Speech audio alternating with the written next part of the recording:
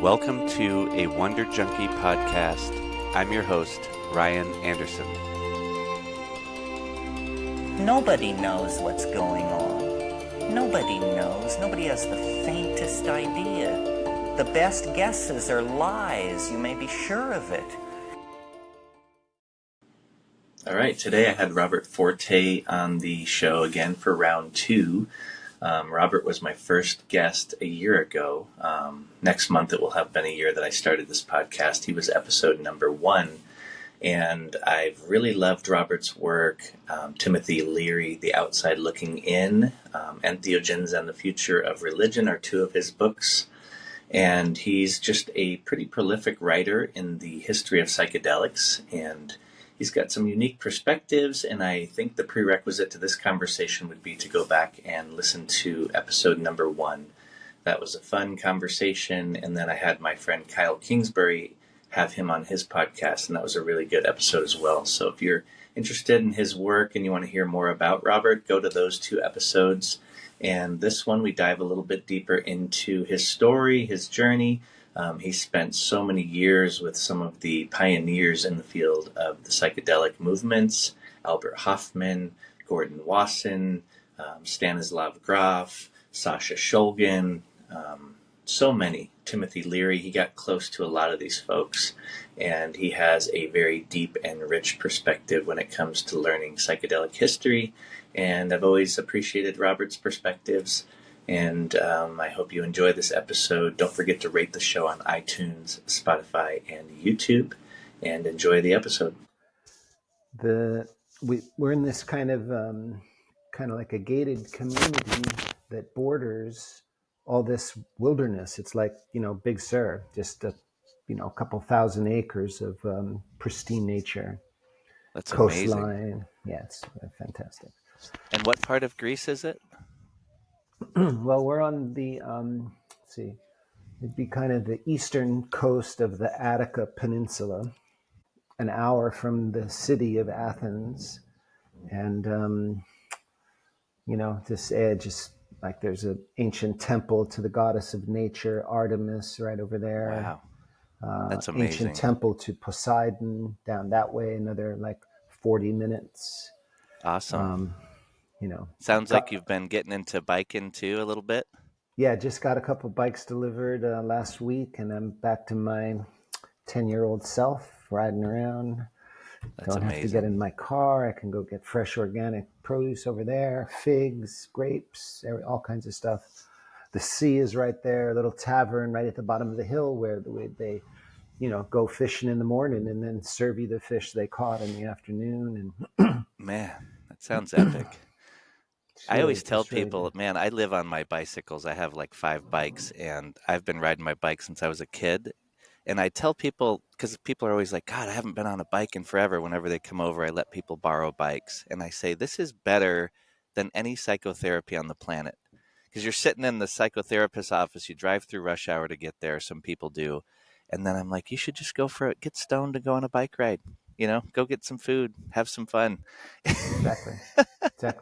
It's so simple. Give me a second. Let me go upstairs and get my modem or whatever it is and plug it in right here. Yeah. Okay. Perfect. So I may get disconnected for a minute as I unplug. So how's that? See. Better. Actually, much better. Okay.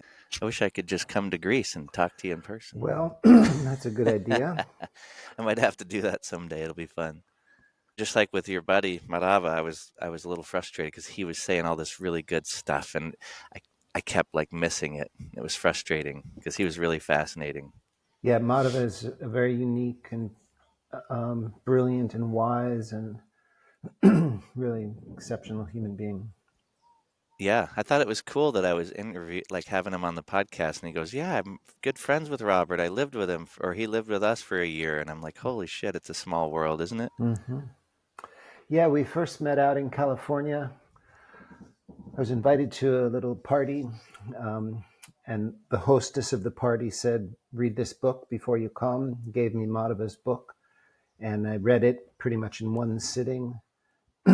And it was a book that I've been kind of wishing I could write about consciousness, and we just connected immediately. And he moved out to Santa Cruz, became friends out there, and then he moved back to Boston area, and then I moved out there, and I miss him a lot. Yeah, He's really more like a brother than a friend.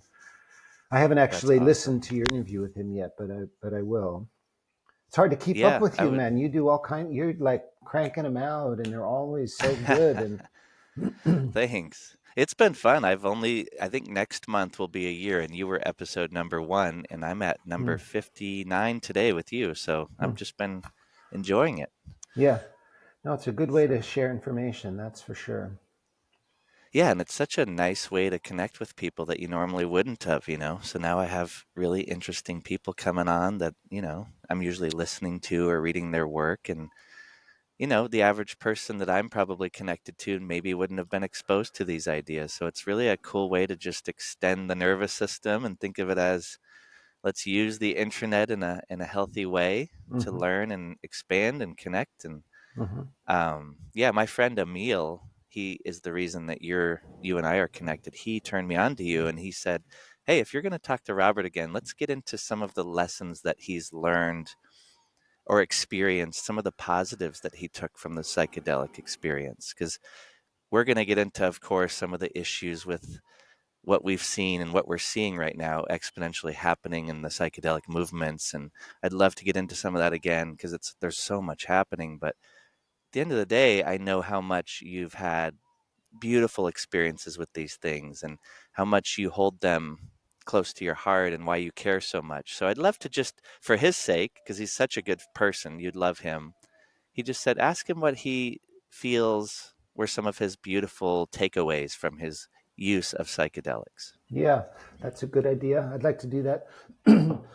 I would like to round out my, because mostly over the last, I don't know, whatever, 10 years that I've been speaking about this kind of critical angle, my appreciation for the whole field and the substances has kind of been eclipsed.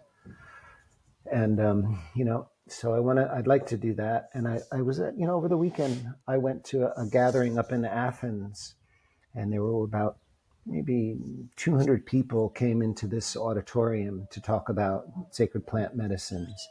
And, the enthusiasm of the really conscious participant is really fantastic, and the mystical experience and the oneness and the hope and the positivity that the drugs can engender. The other reference point that they can provide us in a world gone completely mad, the way they can empower the individual is really so very important. And I would like to speak to that. There's also something that I want to speak to. Let me turn this off. That I'm starting to I smoked a little weed yesterday that I've been wanting to get at has to do with political consciousness and the psychedelic experience in light of what's happening in America today with this the Trump administration and all this fear that's being generated about that America is becoming a fascist country. We have an authoritarian leader. Oh no, and all this alarm. And I want to put that into some context about what authoritarianism is, what an authoritarian political system is, what the authoritarian personality is, and how long that's been a problem in America, and how psychedelic drug experiences can be a remedy for that, and also how they can advance authoritarianism. So that's a big topic, but those are some of the things on my mind. But I love it when we just have a conversation too. So Yeah, absolutely. Let's get into all of that. I thought it would be fun to start with a little lightheartedness and get to know Robert a little more and like how you got involved in this and got so passionate about this stuff because that's the roots really. And I really think you've spent more time with anyone that I've come across from this field. So it's I think a lot of people are thirsty to hear Robert's story a little bit in that regard. yeah, well, my story my story is funny. It has all these shifts and pivots in it, you know. And from a very early age, I was I use this word a lot. I was called to the subject. It was a calling. If someone told me, a long time ago that I was going to become an expert or deeply interested in psychedelic drugs, I would have said, no, that's not true at all. I have no interest in drugs whatsoever. But so, like, for me, let's see. The first thing is really that I'm kind of a natural mystic. I had a sense of um, another other dimensions behind ordinary reality since I was a little kid, 10 years old. A lot of these things happened right around when I was 10 in 1967, when I'm growing up outside of New York City in a very bucolic suburb. It was called Woodcliff Lake. And it was like woods and lakes and these cliffs by the stream where I used to go all the time. It was my paradise. And I loved going to the stream every day after school. It was my Eden. It was this fantastic, there's a little stream really, but we called it the Glen. And I didn't find out until fairly recently, actually, that it was a sacred site to the native people that lived there hundreds of years earlier. And it was considered haunted by the first white people that came in. But I didn't know any of that. I would just go down there every day with my friends, and we would fish and just lean over the rocks with a fishing line and pull out these little trout like this. And there were leopard frogs and salamanders and box turtles, and it was an amazing place, and we loved it. And one day I went down there just by myself. My friends hadn't come yet, and I was sitting there by the stream, and I had a mystical, like the Sanskrit word would be darshan, a glimpse. I had a glimpse of another level of reality. I was sitting there, and I saw a print on the sandy soil, and I didn't know what it was. It was probably a dog, but in my mind, I thought could have been a bear. The brook, the place was actually called Bear Brook originally, and it looked like and I just had this feeling that, hard to describe, like trying to describe a psychedelic experience. I had the feeling that I had become the earth, and the earth had become me. And and then the water flowing through the stream became like my blood. And I'm just in this moment. This is just like really seconds, and it's this thing. And then the wind like rustled through the trees, and it felt like my breath. And this sense of being one with these deeper energies and constituents of reality was so exhilarating and exciting, and a little bit frightening, that I ran home to tell my mother. My mother, I still remember this, she was taking groceries out of the car. It was in late afternoon after school. And I went over to my mom and I said, Mom, Mom, I turned into the stream. And she looked at me. She was kind of worried. And I said, when I breathed, the wind blew. And she looks at me and she puts down the groceries and she grabs me by my shoulders and she smells me and she says, Robert, did you take anything? And I said, take anything? No, Mom, I was down at the Glen, And she said, she smells my breath and she says, if I find out that you've been smoking marijuana with that Ricky Scarzello, you are in big trouble. And my first thought was, marijuana will do that? So it's just like this little thing, like, okay. But I was opposed to all this stuff. I was like a little league baseball player, real clean cut, athlete, good guy. And then like probably the next year in school, I had to give a presentation in my 5th grade class. It was current events day, and it was my turn.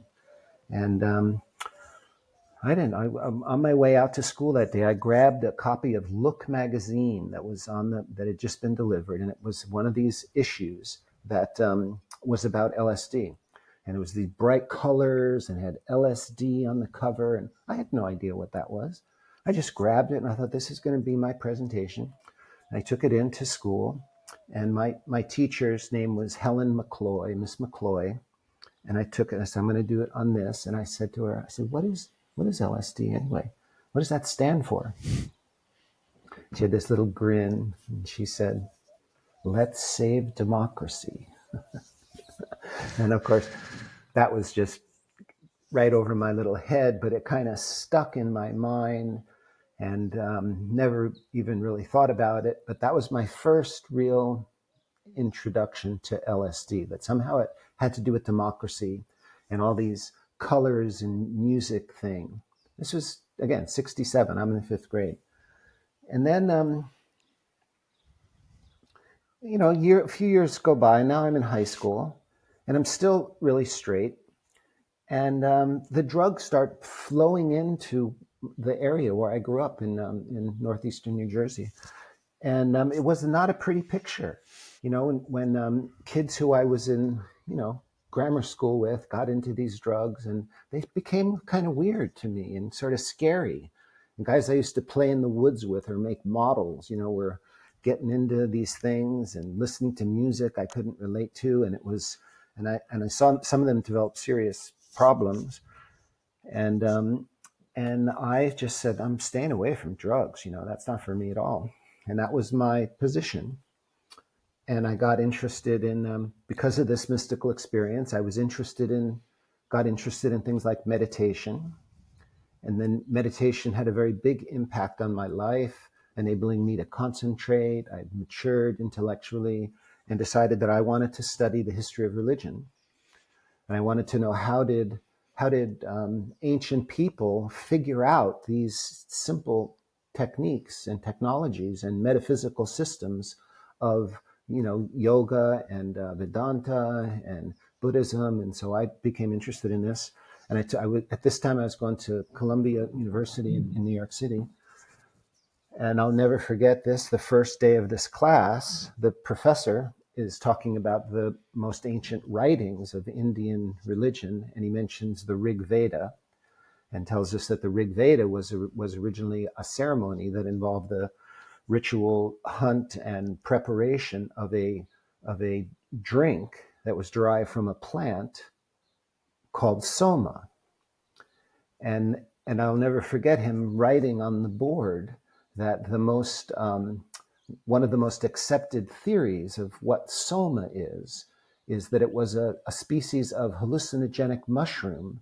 This theory put forth by a Wall Street banker, R. Gordon Wasson, and he's writing R. Gordon Wasson on the board. And I'm just taken by this. And this is really where the light went off, where the calling happened for me, that the fact that this hallucinogenic mushroom, this is 10 years, this is like 1978 when I'm going to Columbia.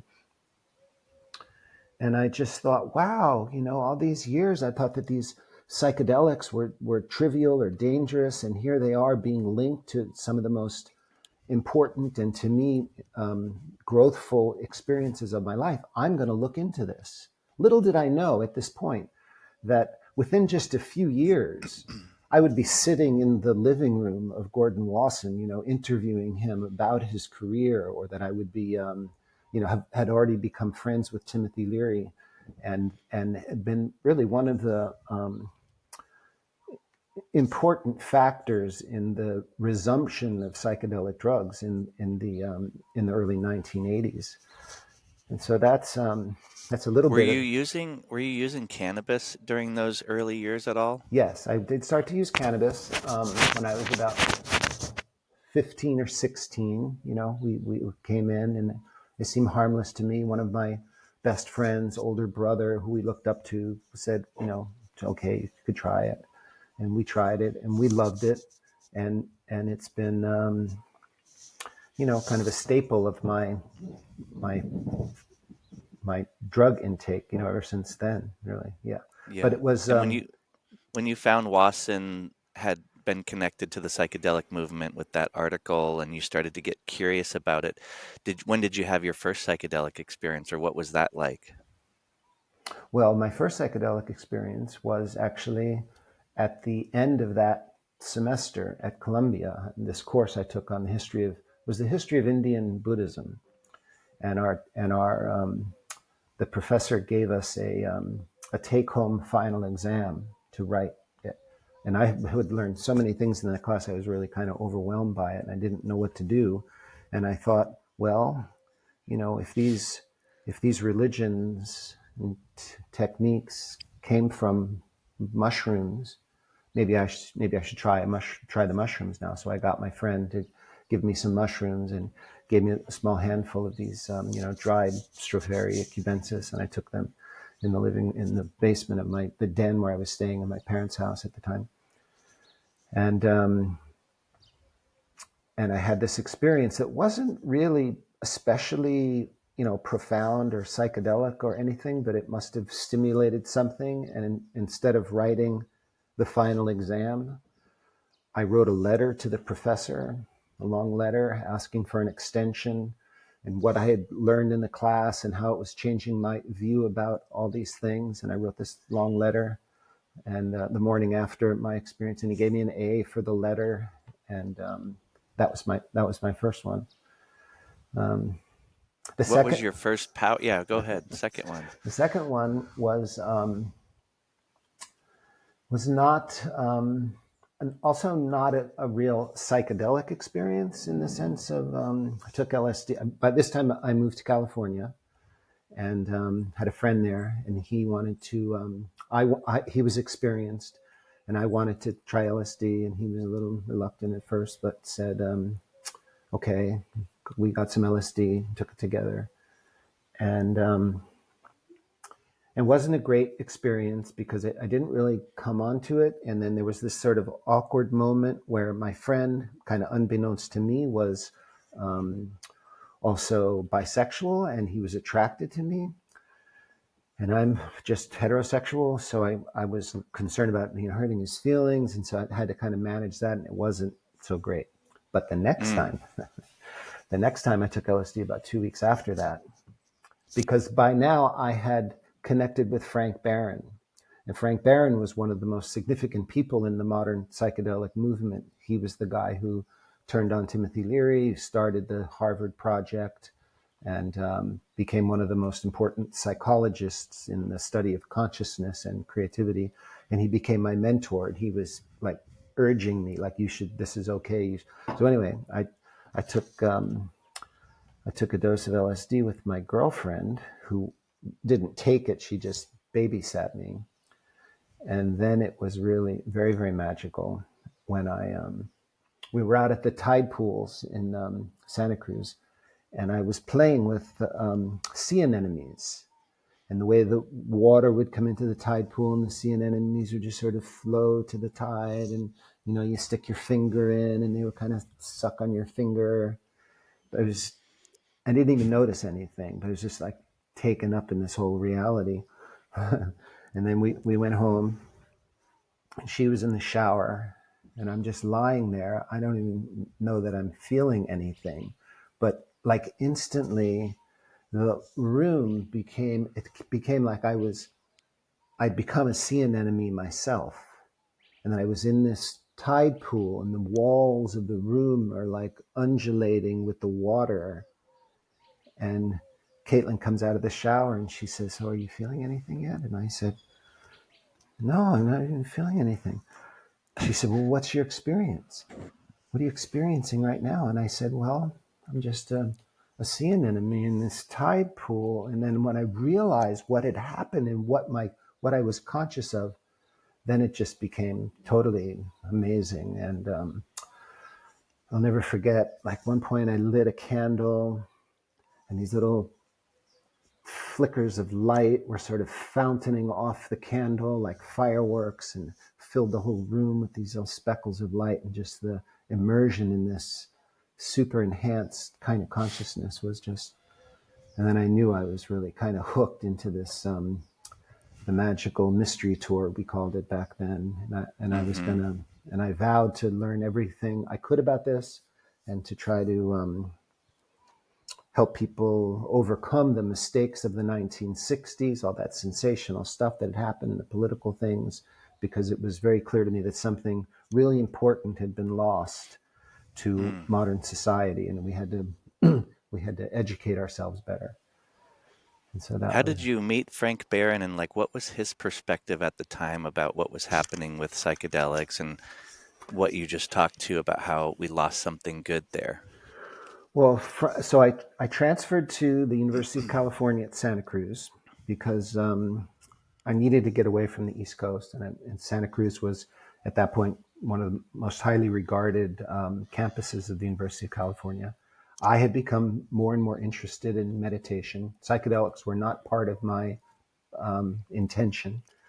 And then I wanted to take a course, a graduate level course in psychological research methods that had to do with consciousness and consciousness expansion and meditation. And there's Frank Barron in the faculty directory, and he had very impressive credentials. So I petitioned to get in the course, and I met Frank, who comes across as a very, very shy, introverted, deep thinker, eccentric deep thinker. We started having conversations about meditation, and then Timothy Leary's name would come up every once in a while. And still at that point, I looked at one book by Leary, but Leary was still, to me, kind of like a clownish figure, a guy who was a Harvard professor but took too many drugs and got burned out and was never made sense after that. That's when the first time I met Tim, he had come up to Santa Cruz and given a presentation at the what was called the Community Consciousness Carnival, if you can believe that. And he didn't impress me. He seemed like he was just sort of a burned out guy straining for laughs. And then I told Frank about that, and Frank tried to, educate me about how complex the history was. And and he really felt he was the one that really said that something has been lost, and you would be a good person to advance this. He wanted to have a conference at the campus, and he asked me if I would be the student liaison to this group in town, and that would bring together all these people. By now it's 1981, and so I did whatever he said. He was a wise man. He was my guru. And so Peter Stafford, who was author of some of the, really, I think, one of the very best books on the subject called the Psychedelic Encyclopedia, became my friend and brother. And we organized this conference in 1981 at the University of California called Colloquium 2, The Future of Consciousness Research. And we brought together, almost a lot of the most significant characters from the explosion of psychedelics in the 60s. People who I hadn't even known yet, like Frank or Peter would suggest someone and I'd go read their book. So Stan Grof was going to give the keynote address, and Timothy Leary and John Lilly and Alexander Shulgin and Ralph Metzner, and all of these people that had a role in the 60s, either scientific or activist, came with 1,000 or so other people from all over California. Almost very short notice. It was very kind of hastily put together thing. There was no money involved. It was just a gathering of people who had these experiences and knew how precious they were, and the enthusiasm and the intelligence that I perceived at the time. And then things kind of sped up for me because I had already applied to go to do graduate work at the University of Chicago in the history and psychology of religion. And but I met Stan Grof at the conference, and we interacted some. And he was very gracious, and he invited me to come down to Esalen to be his assistant in these month-long workshops that he was doing there, and to live there and to coordinate this thing called the Spiritual Emergence Network. And Esalen was like heaven. We would, go down there at night and soak in the baths. And so I just called Chicago and I said, I'm going to wait a year and I'm going to do this study here at Esalen. And then, just got deeper from there, working with Stan every day and living with him and doing his workshops and sitting at his feet and absorbing everything he ever said. And doing the breath work, which I have mixed feelings about. But I was there when the meeting that we named it, and this concept of spiritual emergency, which was it was a referral system that we were setting up so that people who had unbidden or hard to manage mystical experiences or vastly altered consciousness, if you went to a psychiatrist, those would be treated as pathological and you would be given drugs to stop that.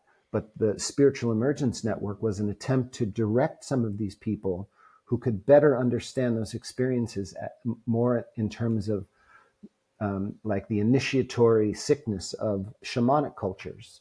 And so we tried to work with that, and it was a very, very fascinating and rich year of my life that led to many things. And then I went to Chicago after that to kind of try to formalize my academic approach to sacred plants and history of religion. And I'd love to hear, there's so many cool threads there where I'd love to hear how you ended up meeting Timothy Leary and what that was like spending time with him. And also then getting into Gordon Wasson's archives and how that interaction felt and went. And also, like, at what point did you get educated on some of the shadowy MKUltra stuff? Was Frank Barron one of the people that led you to start to see that there was an underbelly there? Or when did you start to think that maybe you were questioning some of the motives of the CIA and things like that? Was that later? Yeah, that was later because although, I was, as soon as I got into it around the time of that conference, and I just read everything that I was available, and a few key books started to come out around that time, like I guess Storming Heaven was a little bit later, and Storming Heaven and Marty Lee's book Acid Dreams, and Frank would talk a little bit about the CIA. Frank was offered positions in the CIA a number of times. But I wasn't interested in that stuff. I just kind of skirted it over, like, I kind of bought the official story that the CIA tried to use these drugs for mind control and these really nasty experiments. And I wasn't interested in that. I was interested in the use of psychedelics to instigate spiritual awakening and a life that would flow from that. And then this really, it's hard to talk about this because it sounds so strange, but I was the summer before I went to graduate school, I had a very strong, this would have been 82 or 83, somewhere in there. I had a very strong psilocybin trip, and I heard voices on this trip, and they were telling me like I was going to be part of a group that would resurrect psychedelic research and help redefine the psychedelic experience, and it was going to be like a mystery school, and that there were a lot of people that were aware of the threat to humanity's survival. At that time, the threat was more having to do with the nuclear tensions between USSR and America. There was an intense time, and this was like a save the world mission. And these voices said I was going to be part of this, and that people were going to come forward into my life, and that, and then it also said that there would be other people that were going to try to use the power of psychedelic drugs for other reasons, for like nefarious purposes, for their political agendas, and that I would know the difference. And it was just like this auditory vision thing like this. Now, I was a good enough Freudian at the time to, and pretty well studied into psychedelic states and dreams at that point, so that it was easy for me to feel that was just my unconscious talking to me. I'm in graduate school, or I'm about to be in graduate school. I want to do something useful in my life. It was like, psychologists would call it wish fulfillment. That's how you dream things that you want. So that's what I thought. Okay, so you just want to do something important. So you your unconscious cooks up this grandiose scheme. Okay, fine. Except that I don't remember the exact time period, but months later, I'm now in Chicago, and I get a letter from a fellow whose name is Stuart Abelson, and he says, we have a mutual friend at Esalen, and he told me that you are in Chicago and that you are studying sacred plants and the history of religion, and I'm really interested in that stuff. I wonder if you'd like to meet and, come up. And so I was like, okay, sure. So I go up to the north side of Chicago and I go meet this guy. Well, it turns out that he is a fellow. He's like, he was about 45 years old at the time, and he had just inherited the family business, which was the largest bourbon and whiskey distillery alcohol distribution thing in the country. Like, it was he calls it a moderate fortune, but it was a huge fortune, like, the Abelson family. And he was a lawyer, and he hated the family business. He sold it. He had millions and millions of dollars, and he didn't know what to do with himself. And we were talking about psychedelics. We're out sailing in Lake Michigan. And he says that and I said, well, look, you're like, why don't you do so? You've got all this money. You're a lawyer. You know how important psychedelic drugs are. Why don't you do something like And he said, look, when you have this much money, you're just afraid of losing it. And I don't want to do anything controversial. So I'll tell you what, you do it and I'll just back you. I don't want to get involved in anything controversial. I don't want my name in the papers. But if you can get together a group of people that can, do this legally, he said, I'll back it. I was like, what the fuck? The mushroom trip is bouncing around my head like, this is just what the mushroom said was going to happen. I went home to my apartment on the south side. I called Stan Grof. I said, Stan, I just had this experience now this guy, Stuart, told him the whole, I said, I think it's a fantastic idea. I'm going to be traveling. Let's have a conference. Let's keep it secret. Here's some names. Use my name to draw people in.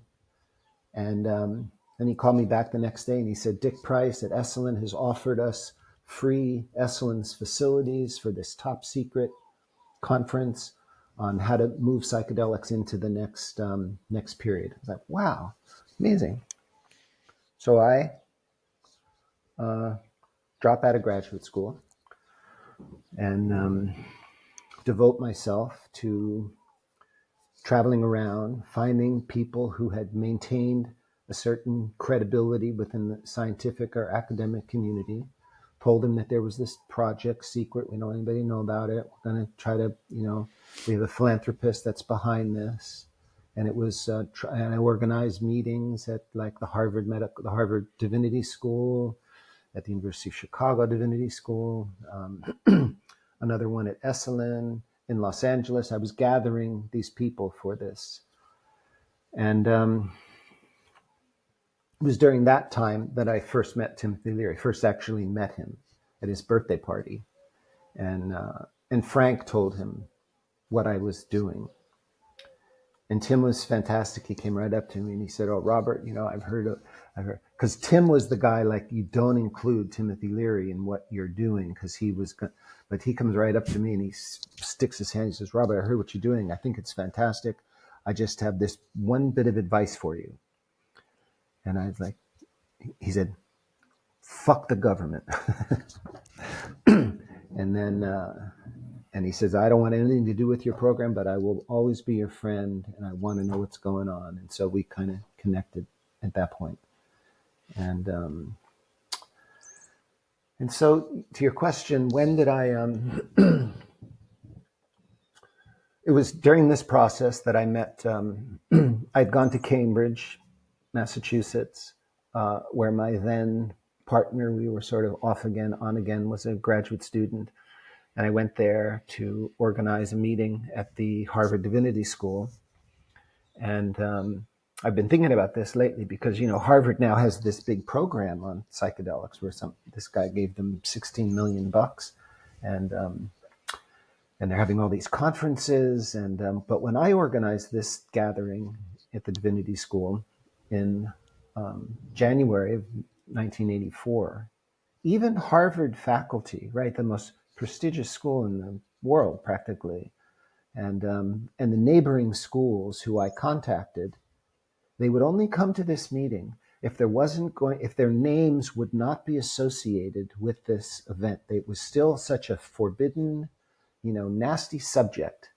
And so I was, when I was in the process of organizing this, I went into the office of the great ethnobotanist Richard Schultes, and I told him what we were doing. He said, "You have my full support." And then he said, "Well, why don't you invite Gordon Wasson?" And I was like, I'm still very shy. This is all new to me. And that Wasson was like Moses or something, like, could I even reach him? Or, like this idea of these like reclusive millionaire living in a castle somewhere and Schultes had one of those dial phones, and he shoves it across the desk and he says, "Oh yeah, well that's," so next thing I know, I'm at Wasson's house in Danbury, Connecticut, and having lunch with him. And he was very disarming, and we started to develop a rapport. And I borrowed a fancy car, and I drove him up to the conference in Cambridge, and then stayed in touch with him. And he was like, the way I thought of what happened in the 60s, there were like two schools. There was the Wasson and Huxley school, who saw these drugs and wanted to direct them to sort of the upper echelon of society, and that for the elite. And Leary had another idea, and that kind of blew it. That's the model that I was operating on, and I was thinking that what we really needed to do is kind of go back to the method that Wasson and Huxley advocated. So Wasson was my real hero, and Leary was kind of an enemy. And not an enemy, but a nemesis, a charming, brilliant, funny guy, but that the way he did it was wrong. That these were substances that in the history of religion were secret substances. They weren't, mysticism is not democratic. These are drugs that are right for some people, sometime, and really destructive for most people most of the time. That's kind of how I saw it then. I still see it that way to a great extent. And so Wasson liked that, and I would visit him, and we would write letters. And then not long after that, I spent some time at his house, and I did this long, pretty thorough interview with him. And so he was my hero. And so your question, I didn't start to look at the other side of this until kind of a few years later. I mean, I realized that there were conspiracies because I knew that the way MDMA became illegal, for example, was a total flat-out conspiracy. The conspirators admitted it to me, like all the stuff they put out about what causes brain damage. That's total bullshit. That was just made up on the fly by a guy who the government picked to put that information out there. It was totally false information. And the guy who did it, I knew. I turned him on. So, and I also had begun to realize that the effects of psychedelics were not really what they were hyped up to be. That, as like one of my meditation teachers, Jack Kornfield, put it, and I love the way he phrased this. He said, it's like playing the lottery. Using psychedelic drugs to have a spiritual experience, to become enlightened in a Buddhist sense, is like playing the lottery, he said. A lot of people play, and not so many people win.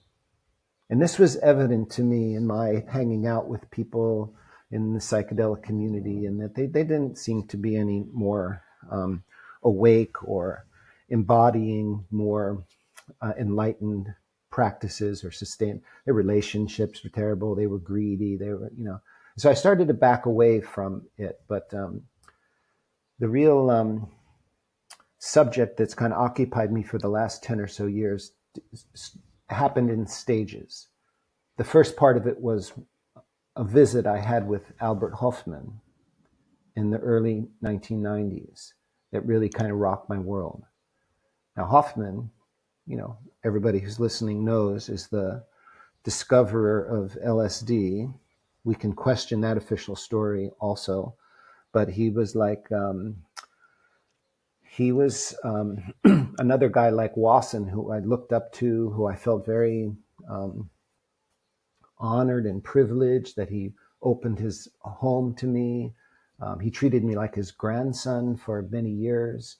I published his articles in my books, published his book, and we had a very friendly rapport. He would always take my calls. I visited him many times, and but this one time I was visiting him in October 1993.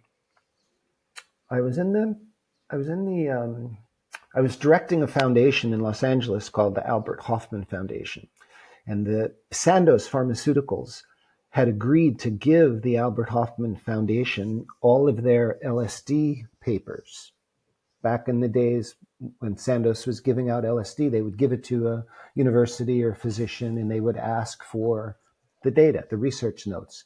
And so Sandoz had this, whole wall of papers and monographs, and we were going to ship that to our foundation in Los Angeles. So I was over there sizing up the job.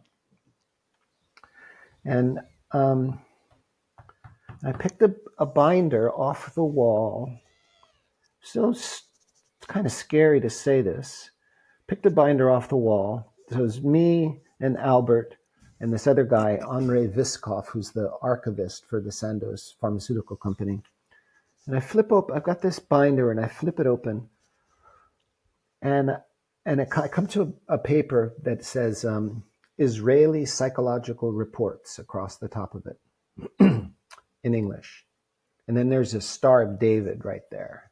And then the rest of the thing is written in Hebrew. A very striking document, first page of a journal article. And I show it to Albert.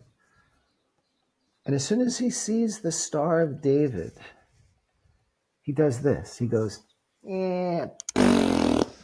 like that. Like it was a reflex of the most vile sort of anti-Semitism that I'd ever, like what you see in the movies about the Nazi movies. Wow. It was just a moment. And then he realized, oh, whoops, it's not one of my Swiss German buddies. He kind of did it for the benefit of Viskov. They kind of look like, yeah. But then he realizes I'm there, and I was like, whoa, let's just pretend that moment never happened. And I flipped the page, but it stayed with me. Like, what was that all about? Yeah. And then stayed with me in a big way, because this may get into this whole conversation I want to have either today or another time about authoritarianism and what the psychology of authoritarianism, and that I was already starting to think that Albert had this authoritarian personality where he valued more what the institution, what the authorities said than what was humanly right or what the people said. Authoritarianism is kind of the opposite of democracy in a political sense. We had been having discussions about, I wanted to start a program that could call for the revoking the Controlled Substance Act and just go back to the U.S. Constitution, where psychedelics are protected under freedom of religion. Let the people, the U.S. Constitution and Bill of Rights is very clear that let there be no institution, Congress shall pass no laws between an individual and their religiosity. And Albert was like, no, we have to respect the psychiatric institution and I was like, there's something screwy there. So So that was really the first thing that really caused me to look into this more deeply. Yeah, and I'm curious with Albert Hoffman's original story. Everybody knows the main story that we always see rewritten and rewritten in this psychedelic movement. What is your perspective on what the real story is with Hoffman? Well, I have to say that I don't know. And Okay. I don't know because, I mean, look, I first bought that story, the bicycle ride, the waking up in the morning with the strange feeling. And the first thing, my first visit to Albert when I went to Switzerland was for the first time to see him. You know, he picked me up in Basel and he asked me, what do I want to do? I was going to be there for a couple of 3 days. And I said, well, I'm sure everybody asks you this, but I would love to follow your trail of the famous bicycle ride. And so, you know, he took me for a ride on what remains of that route. And no, I totally bought it. And I didn't really start to question it until I encountered the work of a very important scholar who you should have on, you should do a conversation with, a cultural historian whose name is Alan Piper. He lives in the UK. And I forget how I first met Alan, but there's a little part in here I should say first, excuse me. Mm-hmm. After I had that experience with Albert, that showed me like, Mm-hmm. he's still harboring really creepy anti-Semitic feelings. And maybe there was where was he during the war and what was his position, political position then? Because even though, you know, we all know Switzerland was a neutral country, they weren't really that neutral in some ways. And so the person I thought would be the best one to talk to about this moment was Timothy Leary. Mm. So when I came back to California, I called Tim. I said, Tim, you know, can I see you? I want to talk to you about something. He said, oh, come on down. And this was the first time. All my other experiences with Tim had been at parties or events where he was the speaker. But I just caught him on this weekend where he was home alone. His wife was gone. You know, there was nobody there. And he said, come on down. You know, we can spend the weekend. And so I got to connect with Tim on a whole other level. And I began to realize that, okay, you know, I think I just never felt a man who had that sort of presence. And when he really, you know, sat down and had a conversation with him, like he was really hearing you and you just like, and I realized that there was a lot more to this psychedelic story than this narrative, like he was the guy that blew it. Because I just began to get a sense that he had more insight and wisdom and above all, a sense of humor and just an Irish wit. And I just like, wow. So that's when I decided that I was going to do this book on him that I did. Mm-hmm.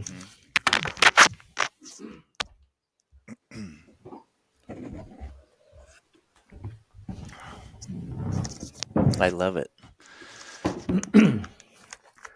You know, it took a few years, but I decided to embark on this book, a Festschrift, a festival of writing in honor of Tim Leary.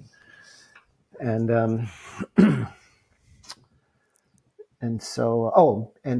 but one of the reasons I went down to talk to Tim was because in Tim's autobiography, Flashbacks, there's a very interesting little footnote in there where he talks about Ernst Junger. Ernst Junger is a very famous German writer, becoming better known in the English-speaking world, but a very famous, very prominent German writer who's been through many stages in his life, was kind of a militarist who loved war, who glorified war. Hitler used Junger's books to glorify the power of the military and the heroism of battle. And and Tim has a little footnote in Flashbacks where he says that Ernst Junger was one of Albert Hofmann's good friends, and when Albert first discovered LSD, he shared it with Ernst Junger. And Leary writes this little footnote that after taking LSD, Junger renounced Nazism. So that was a very interesting footnote, and I wanted to go talk to Tim about like Nazism and the transformation of character from the authoritarian to democracy. Anyway, it was a fascinating weekend, and that's what began this. Like, there's another part of this story.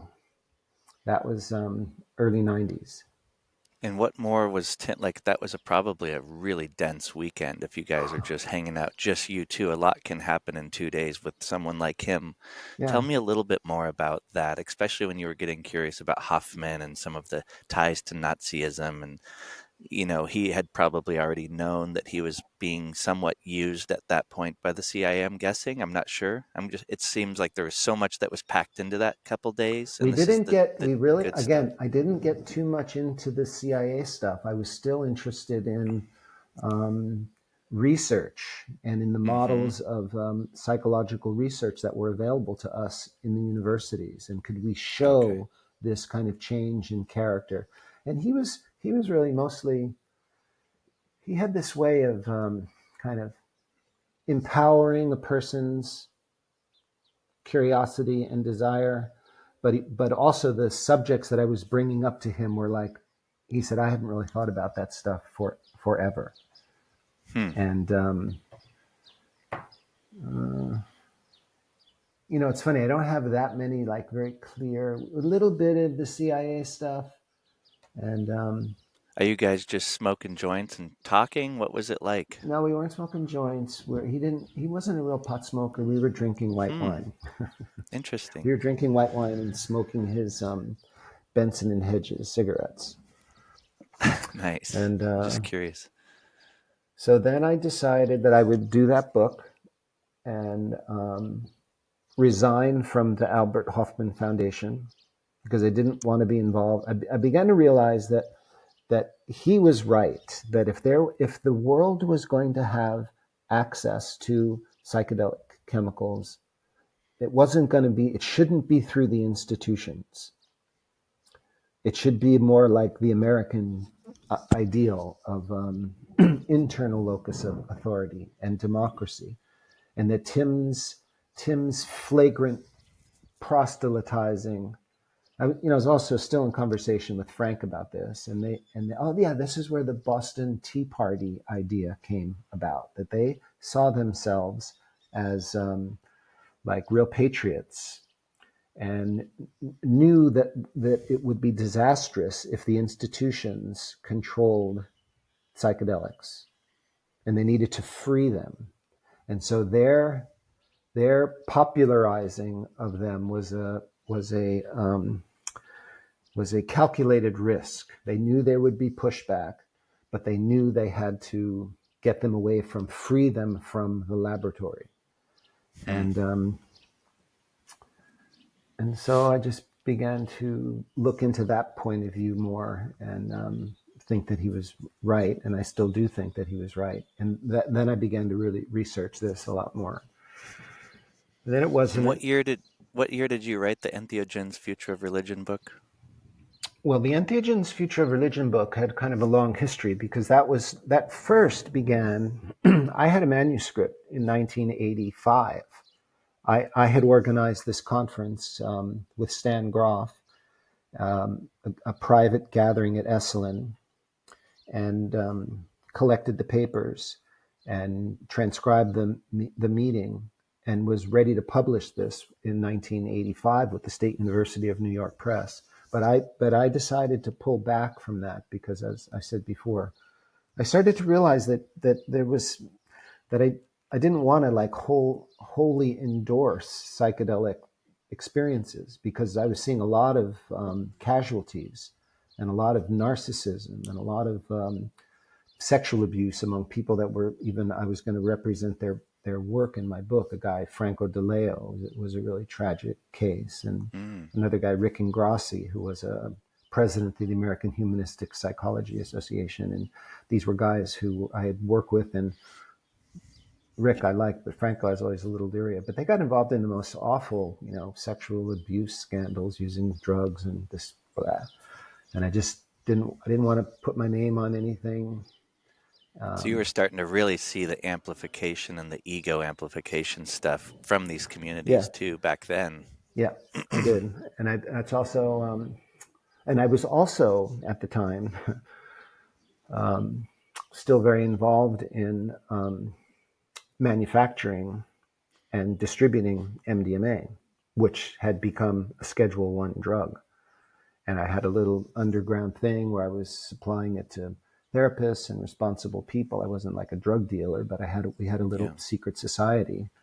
And Which Sasha taught you, right? He taught you how to make it. yeah, not me per se, because I'm not a chemist, but when I met Sasha, he said, I can teach you how to make it. And I came back with 2 PhDs, and we had a lab, and then we were doing that. And this was a fantastic time for me. And so I just didn't want to publish a book. At the same time, I had this really cool underground thing that was really secret. So so then I got into it even more when in the early 2000s, I was offered a grant to. First of all, I republished The Road to Eleusis. That's a very important book. And I republished that because I had begun to adopt what I called the mystery school model of psychedelics. And the mystery school model is very simple. It means you don't tell anybody. You shut your mouth. It's a secret. And psychedelics used outside of the really proper vessel just leads to all kinds of problems.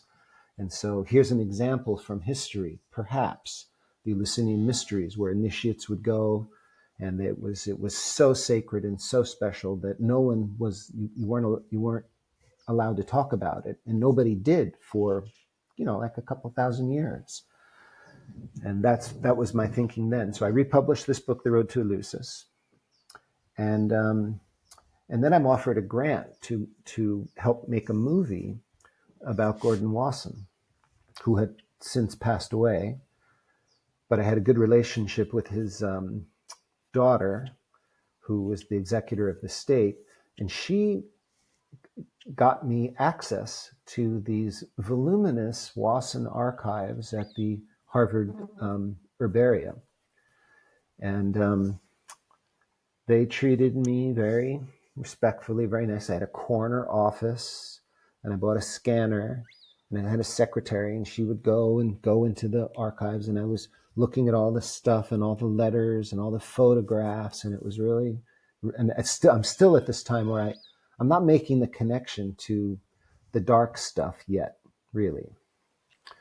I mean, I'd begun to have more conversations, with Tim right up till the end of his life. He didn't really want to get too far into it. I'd read Frank's memoir, where he gets into more stuff about the CIA, how the infiltration of the CIA into the Berkeley psychological research community. There's a lot of stuff there. But I was still thinking that Wasson was kind of a heroic banker who this was his hobby. And when he got into the mushrooms, he quit banking, and he was really more interested in the origin of religion and these important ideas. And then I went, I could also say that there were several years during this period where I just took off from psychedelics, and I became more interested in political psychology. And that was an interest that was sparked by becoming interested in the Kennedy assassination. So I'd just taken a first look at the Zapruder film really carefully, and it became like totally obvious to me, like, how did this happen? How is it that it's obvious he shot from the front, and this whole false story gets perpetrated, and then these people, like this was during the 80s, so the Iran-Contra thing is going on, and these guys that can be traced directly back to the Kennedy assassination, the Bushes, and Dick Cheney was Gerald Ford's chief of staff on the Warren Commission. It was a coup d'etat in 1963.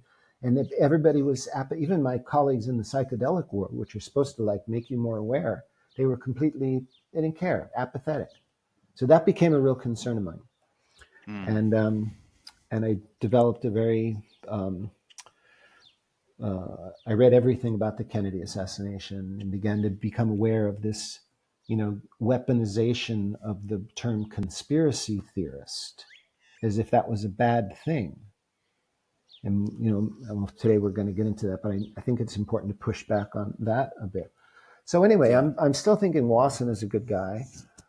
And I'm looking through all of his stuff to, what's filmic and how could I arrange this and put together a proposal to get the rest of the money. And I decided to veer off of his strictly mycological research and just start looking at his personal correspondence.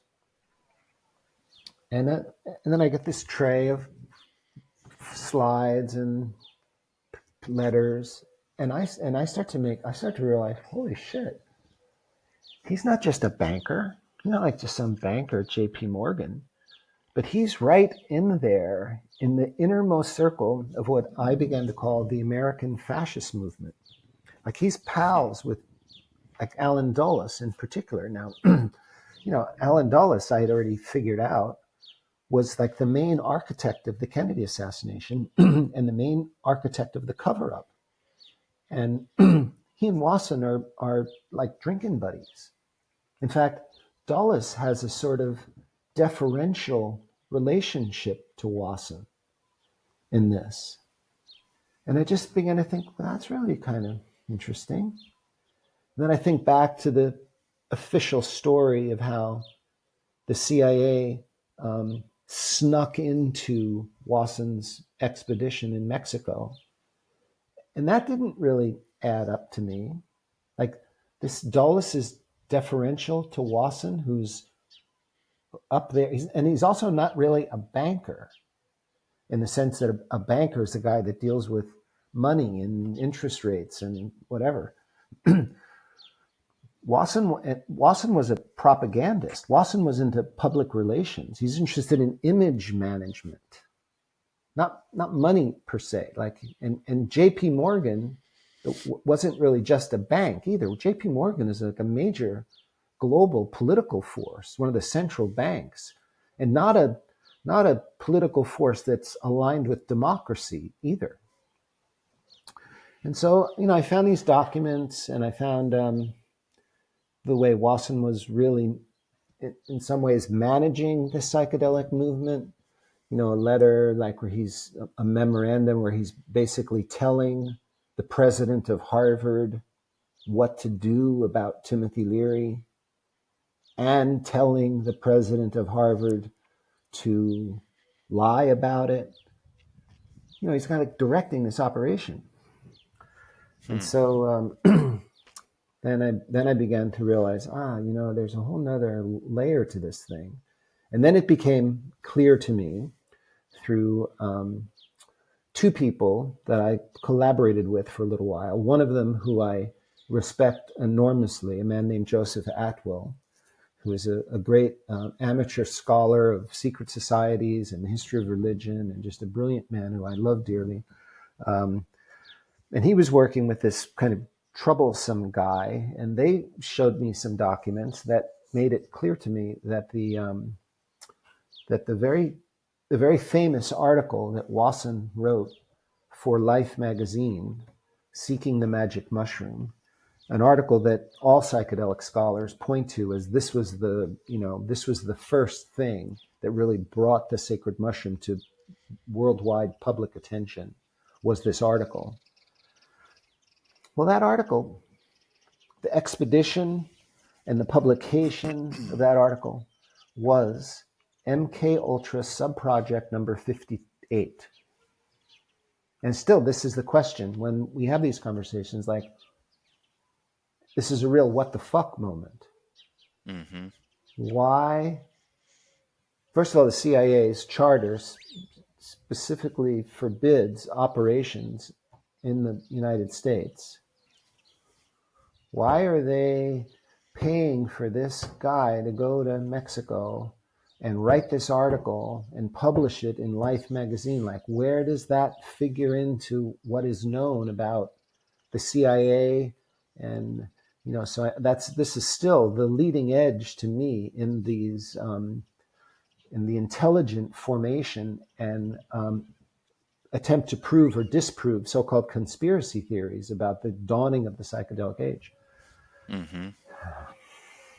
So This has to be the most interesting part to me that you brought to my attention, I think, more than anyone, is the idea that, okay, we have this story that's being fed to everybody, the Michael Pollan story, the Netflix stories, all the mainstream. You can tell there's a way of deploying a story at this point. This is what I'm aware of and you're aware of. And it's weird because I'm always thinking, like, what was Robert's perspective then? I'm going to do something, put on a hat real quick. that Arizona sun, The nice. sun popped up, so I think this will be helpful. There we go. So just what you were aware of through your journey, which this is a really helpful conversation to hear more of how you were unfolding and how your perspectives were changing over time and what you were discovering in the archives. And it's starting to piece together little bits to help me to gain some insight. But it's like, man, why would you send Gordon Wasson down to Mexico and publish this article and popularize psychedelics? And then, the acid tests, and we get into like the cultural programming and the social engineering component to it, that most people are thinking, oh, there was a great hippie movement and everybody was bucking the system, but actually it was a distraction. And that's the part that today it's like, okay, so where is MKUltra today after reading Tom O'Neill's book and just hearing more and more of it? What is this new medical movement and this new religious movement that Kitchens guy wrote about? As much as we can get into some of how he called you a conspiracy theorist and how weird that was, but his writing is actually really good. Mm-hmm. A lot of what he's talking about has helped me to even see a little bit deeper, and moving Mm-hmm. people aside and the character bashing aside, just getting into more of the meat of the story. This is what I'm most curious about. Mm-hmm. And it's like, so what do you think? Where did it go from here? Where's your perspective on looking even back at when you were writing Entheogens and the Future of Religion, knowing now that there is this methodology of creating psychedelics for the medical model and for the religious model? Were you even being used? When you look back, do you think that you were being somewhat of the useful idiot, if you want to call it that, because you're smart and you're articulate? And what is your perspective on some of this stuff? I just want to Well, go a little deeper. yeah, well, that's a lot of stuff right there. So let me just pick out one of those. Yeah. That's just, my mind goes into so many directions whenever I talk with you or listen to you. I honestly, I just wanted to understand this phenomenon of sacred plants and the origin of religion and the social political spiritual awakening of the 60s. I was a little kid. I like that. I like the anti-war movement. I just wanted to understand. And so I would, like I said at the beginning, my attitude towards psychedelic drugs was that they were harmful and they fucked people up. That was my first sense. And then I began to realize that they're used in a certain way, they can open your vision to really very profound and important stuff. And then I kind of shifted back the other way to see how they're being weaponized. And I think that we just have to have a broad view of this and not be attached to certain viewpoints. And I'm thinking I'm going to give a talk here in Athens sometime fairly soon, and I know that my the stuff that I'm putting out right now offends a lot of people who love psychedelic drugs, are swept up in the Renaissance, and oh, we're going to make the world a better place. And I want to start out on a point of agreement. And the way I'm going to start is by saying, look, we can all agree that the history of religion is a big subject. That the history of religion contains the very best of humanity, but it also contains the very worst of humanity. Sexuality is like this too. At best, kind of human experiences that you can have, but also some of the most horrid forms of abuse and manipulation, sex trafficking, so on. So psychedelic drugs are like that too. And when I say something that's critical about the sociology or the history, that doesn't abnegate the great appreciation that I have too. So let's just like sit back and just take in the information.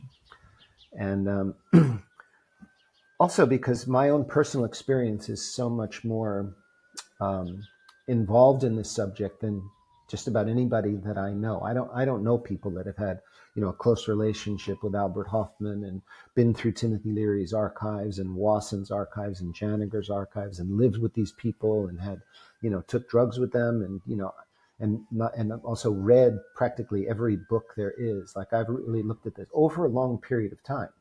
I mean, you got people like Michael Pollan that took an interest in psychedelics, 10 years ago, and he thinks he's an expert, So, if and when I do present this whole theory that I have, there'll be certain prerequisites, reading material, like one book that's very, very important. Look, here's the theory.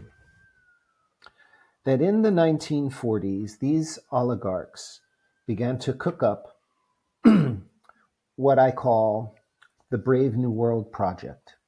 Okay, Huxley's Brave New World. Huxley was a main character in all this. So they devised a plan where they were going to basically introduce these new drugs that were going to have these effects that were going to distract people from the political developments. They're going to put their head in the, cause all these spiritual bypasses and get people thinking that America is a really progressive society. And we're going to trick them while fascism comes, in the back door. And they tried all these different drug delivery systems in the 40s and the 50s. First, psychiatry. They tried through celebrities. A lot of the rock and roll music scene of the 60s was part of psychological operations. They tried the beatnik thing. All these guys, Kesey, Ginsburg, these guys are all tied in with CIA people. And then there was Timothy Leary, who was also recruited to be part of this. But Tim had a different sense about him, a different, really patriotic American independent spirit. And he was smart enough to know what they were doing. And he put his own little spin on the drugs. And that kind of caused their plan to sputter, backfire. They tried to reel him in.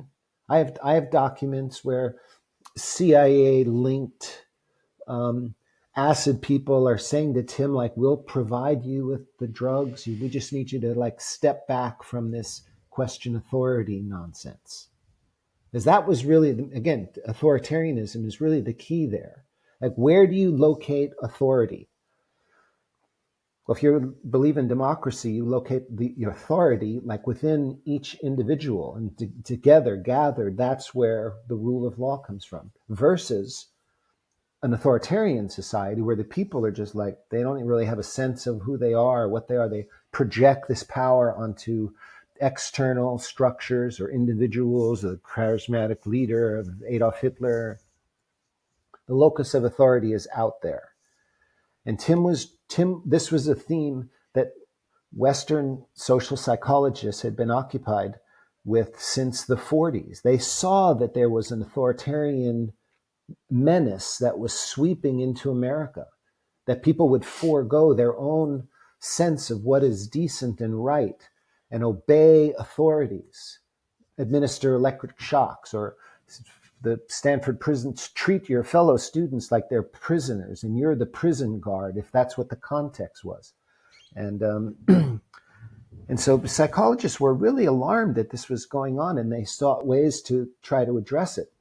And so Tim was one of these guys, and it was his whole life purpose was to reclaim the authority for the individual. And then he got into the drug thing, learned he was being used for a political agenda that he despised. And so he put this own spin on it. He played with the memes. He was a master of the meme. And so is John Lennon. I think John Lennon was another guy who was taken up, used for his charisma and his gifts for a political agenda that he really despised, and then tried to work his way out of that servitude to these authorities. And if you listen carefully to John Lennon's song "Mind Games," you keep on playing those mind games. That's the kind of thing he's talking about just before he's assassinated.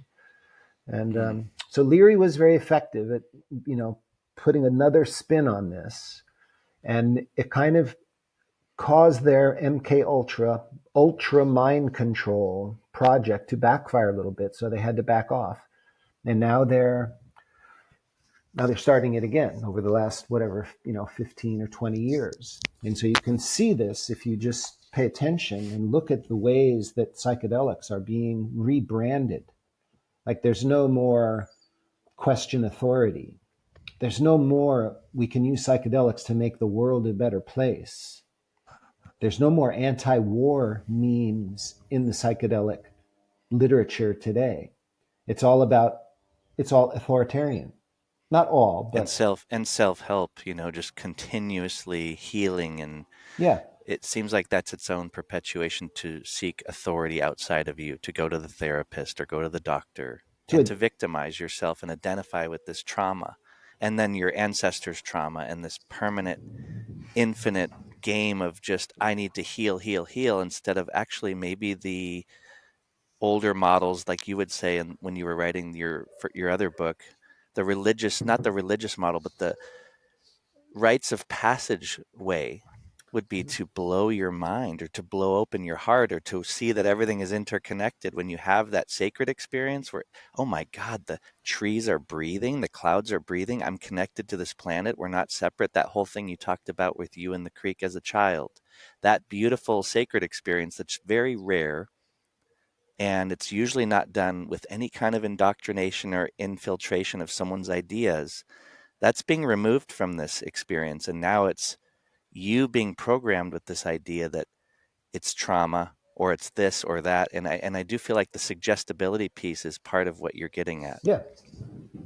This issue that's going on now, I'm paying attention to. There's just a big conference at Harvard on psychedelic drugs and the monotheistic traditions. Now, monotheistic religions are authoritarian religions. You've got to believe in something that you don't really see, feel, smell, or touch.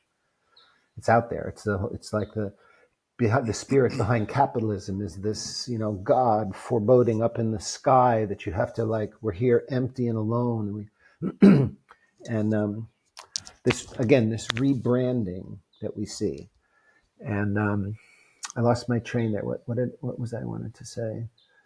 All the memes today are authoritarian memes. The psychiatrists are here to help you, and they will administer the drugs for you. Or you have to have a guide, a special shamanic guide to do this. And or we're going to try to get the Christianity and Islam and Judaism, these institutions behind this. And whenever you see Leary's name mentioned, best example is Michael Pollan, but all these newspaper articles, like Timothy Leary was the guy that blew it. Don't be like Timothy Leary.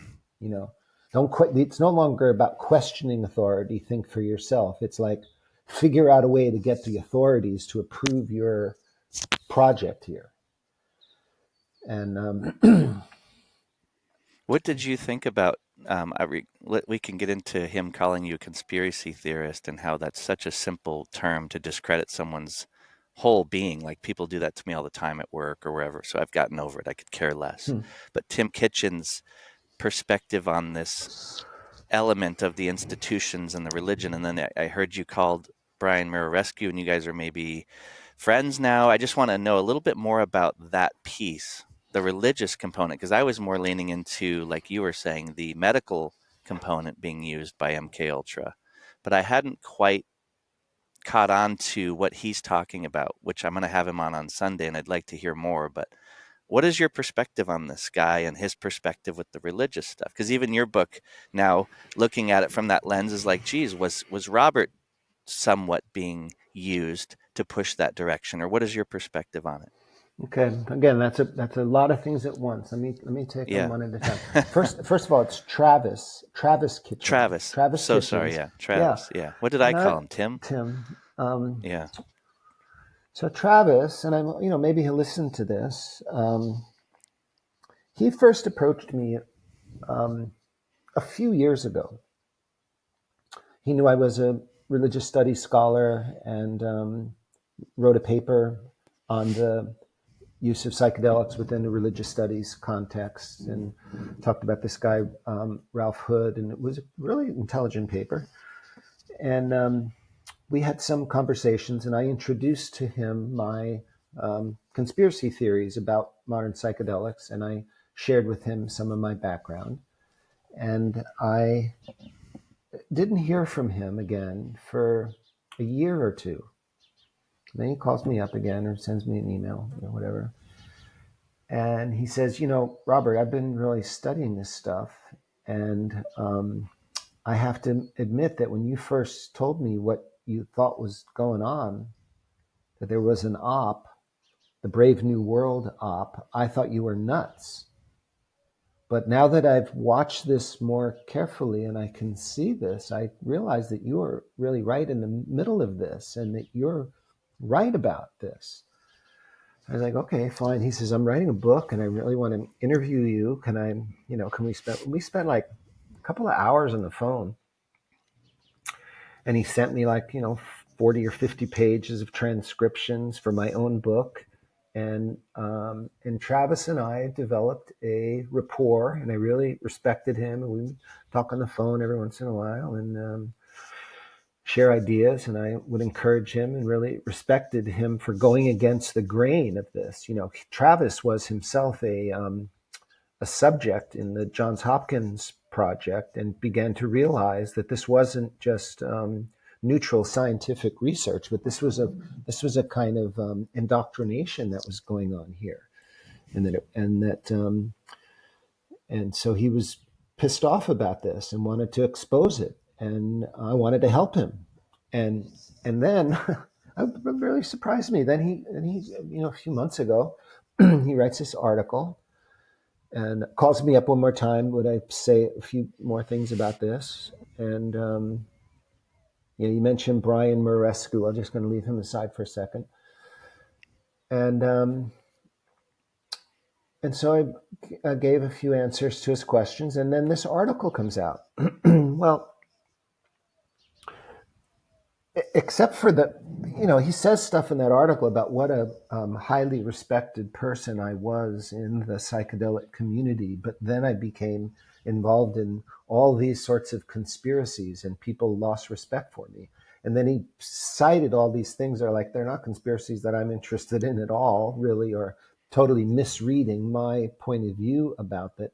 And then he goes and tries to put forth the psychedelic conspiracy theory, like there's an enterprise, a hidden enterprise that's trying to endorse psychedelic drugs while really indoctrinating people to that particular form of Christianity, as in the Johns Hopkins Project, which is true. And I'm one of his best sources, I like to think. But somehow he shot himself in the foot by trying to appeal to other people in the psychedelic community who are threatened by my own point of view. And then I called him. I said, Travis, what the fuck? I'm really disappointed. Like, why would you say this?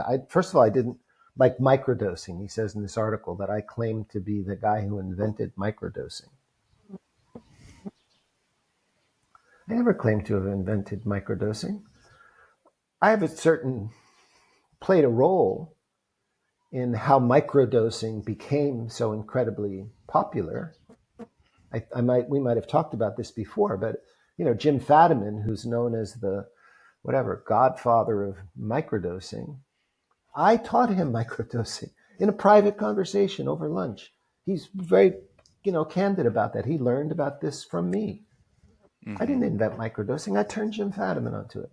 Or but then, like the big one, like Travis and I were arguing a little bit back and forth, like, well, you are a conspiracy theorist, aren't you? And I said, well, like, what the fuck does that even mean? Am I a I conspiracy hate theorist? that.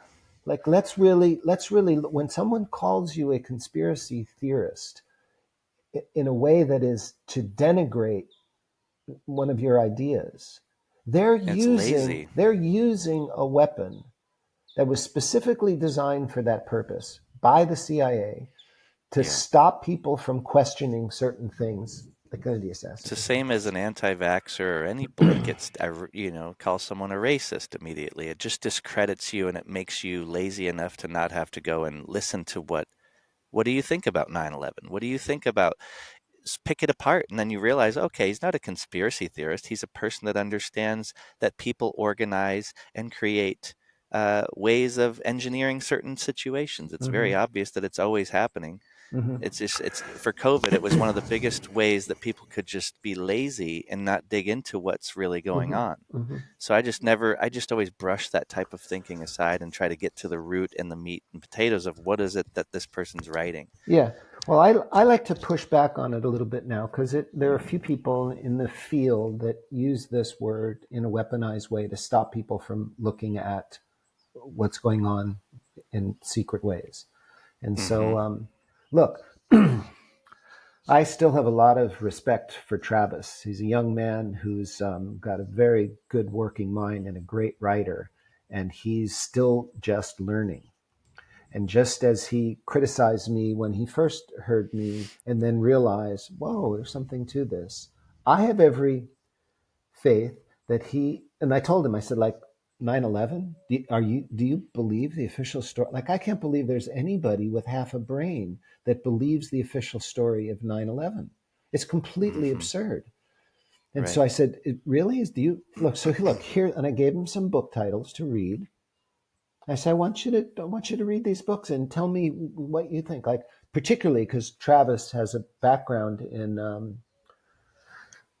not exactly theology, but philosophy of religion. And so my go-to guy is David Ray Griffin, one of the most respected theologians and philosophers of religion of the last century, who really, blew the doors open on 9/11.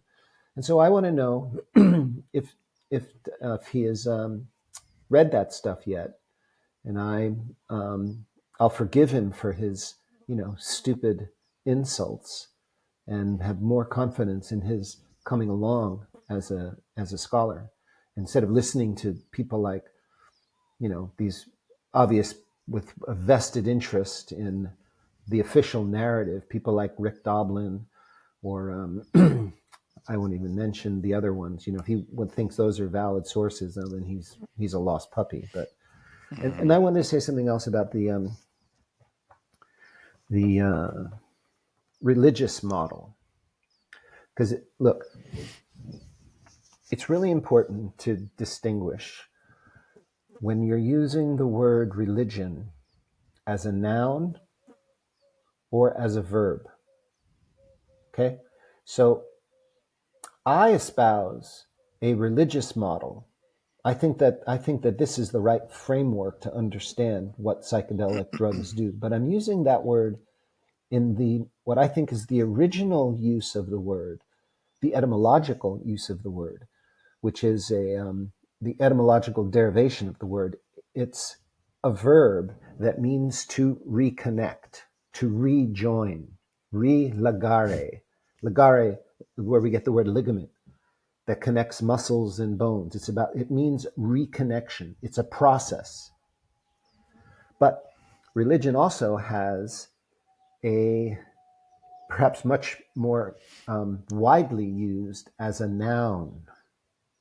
What is your religion? And they're kind of opposite things. Right. And so I espouse the religious use of psychedelics. I think religion is a good word. I think that that's what we all need to do every once in a while, is to reconnect with the sacred ground of our being in a mystical experience of oneness and going beyond the profane world and reconnect and become revitalized and enthused. It's really where the word enthusiasm comes from. It literally means to be engodded, right? Re-inspire. The word entheogen is the same derivation. And so this is what alarms me. And if you look at my Facebook page today, I posted a paper by a guy named Joe Welker, who's very similar to Travis Kitchens in the way that these were guys who were, I almost said victims. They were subjects slash victims of this mind control project that's been underway at Johns Hopkins to indoctrinate people into this, into like a Christian model for psychedelic experiences.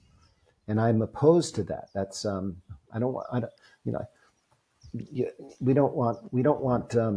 You mentioned the suggestive power of psychedelic drugs. You don't want to be giving people drugs to indoctrinate them into your faith, whether it's a faith in the United States Army, or faith in the Santo Daime Church, or faith in the Catholic Church, or your Jewish. No, to me, the value of psychedelic drugs is that they can, under the right circumstance, allow access to a direct experience of the sacred, unmediated by any of the forms of the various world religions, the nouns. Let's go to the bottom of that. Yeah. And if you want a bunch of people to do them in a culture that you're talking about, the Soma culture, the best way to get the average person that's super conservative or against the idea of even considering using these things is to go, hey, ketamine's safe and effective. Or the church, the Pope is supporting it. So if you want to get everybody on board with using these things and not knowing the true history of psychedelics and not knowing the right way to do it and the right set and setting and all the stuff that could be potentially there for good, and you start deploying them in a certain context, it does create a different cultural outcome. And a lot of it to me is like, okay, if you have the weapons of mass distraction combo with that, you have the Instagram, the TikTok, the screen time, whatever it is that's being pushed as narrative mind control. It's a propaganda machine at a high level. That's exactly right.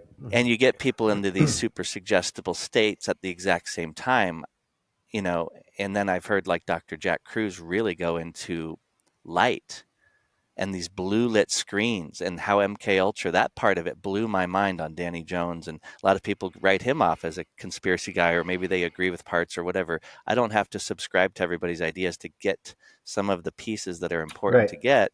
So it's like, all right, that's why I'm trying to get outside as much as I can. And I bought different light bulbs for inside the house. I'm going back to incandescent bulbs. I'm like, holy shit, that makes a lot of sense. The light story and how much that makes you suggestible, and it hits into that dopamine track.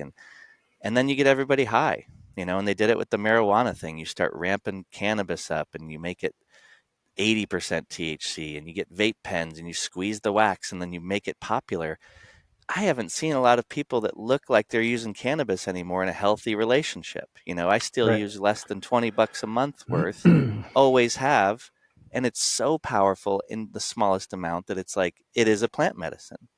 I don't need to use it all the time, nor do I want to. But anyway, I just love where you're going here, and you've got such a rich history, and even being able to see like Travis is still learning, I'm still learning. We're always taking information in and adjusting hopefully our consciousness as we go, and trying to pay more attention and to see through it. And it's just difficult more than ever now because we're overwhelmed with every day. You're like, what happened with the Cybertruck thing? And what happened with this?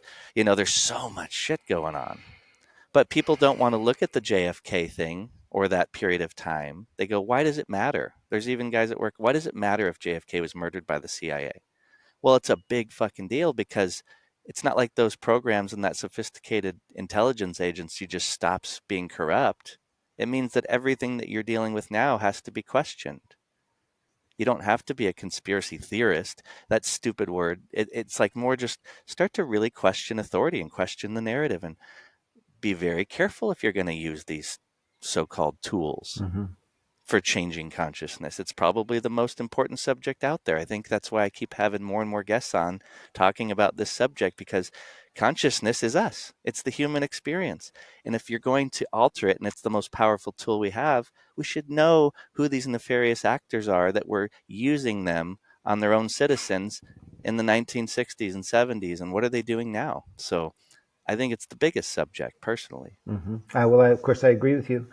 And I think that relationship between, like what happened in that period in the early 1960s when MKUltra started and when Kennedy was killed, really need to go back and shine a bright light on what was going on there, because there you can see the best and the worst of the psychedelic experience.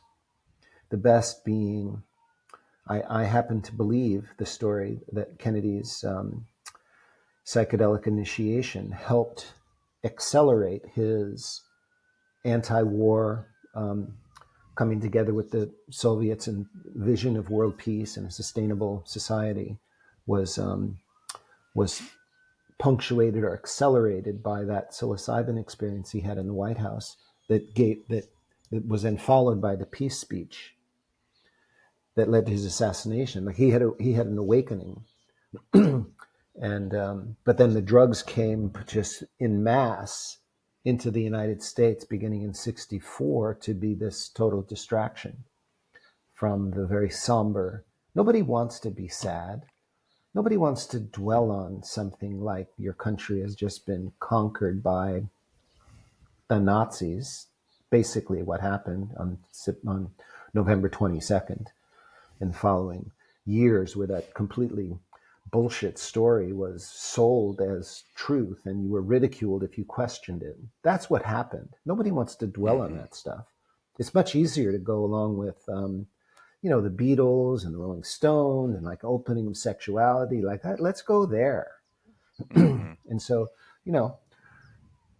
it takes a certain courage. It takes a certain strength to look into the shadow. And if we really want to be free, live in a free society, if we really want to be spiritually healthy and see the whole picture, then we have to confront and understand and integrate that darkness into our daily lives. And And I get plenty of people that still get upset with me every time I bring up, because it's so important, but COVID and the whole pandemic thing and what's going on with that. And people go, "What? Let's move on. You're stuck there." I've literally had people that are pretty intelligent people that I've worked with or whoever they are. And it's like, my God, how can you move on from something that we haven't even seen the repercussions? We haven't even been able to measure and won't be able to measure the repercussion of what happened during that situation, mm-hmm. and how organized and intelligent this deployment is of Mm-hmm. just nefarious actors all tied together for some agendas that we can't really wrap our head around. But it's just so important to question it, to bring it up, and it's the shadow, Well, I'm different now than I was 4 or 5 years ago. I spent a lot of time on the Kennedy assassination. I spent a lot of time trying to convince people that didn't see it. I spent even more time on 9/11, which is the same kind of thing. And it was just a heartbreaking time for me to deal with people that didn't take the time to really study it, were trusting the media and the institutions and their professors, dear friends of mine, super smart people that just, I can't believe that, all these people would lie to me. That I just became, and then COVID, as you're saying, these are like the three real big ones. You could throw in other assassinations in there too, but, these three big ones that I sort of have adopted my mystery school model for this too. That I don't look. I just had a very dear friend die suddenly from a heart attack. He was going to come and visit me here, and Wow. he was vaccinated. And I don't bring it up.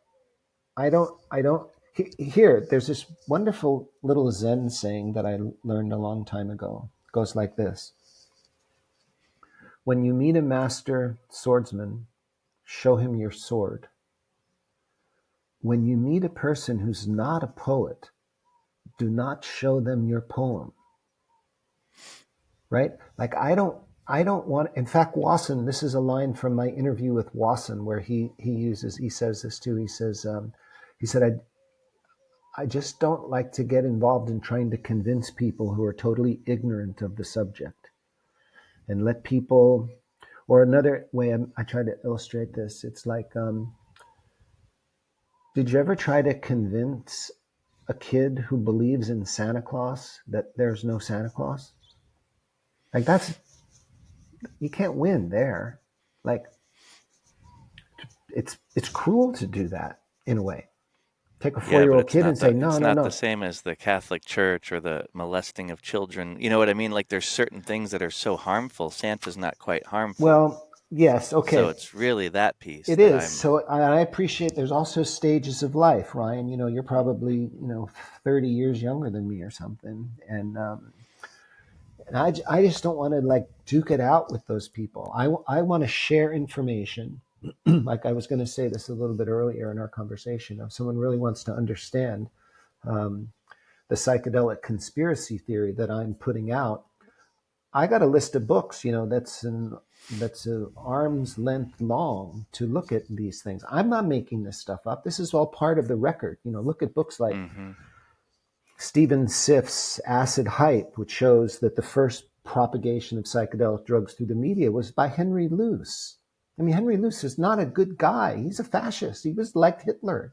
That's where this stuff was coming from. They were behind the whole like flood of information starting in the 50s. And then the hmm really great book by John Potash, who you should have on your podcast too, Drugs as Weapons Against Us. Or then read, you know, um, the other The books, politics of heroin and The Politics of Heroin. I was going to say something else about that drugism book was pretty good too. whatever happened to Vincent. I was looking at saw his I name the other haven't day. seen him lately, but I sure liked his blogs and Yeah, his he was. piece on ketamine. Like the ketamine piece was really well done. Yeah, yeah.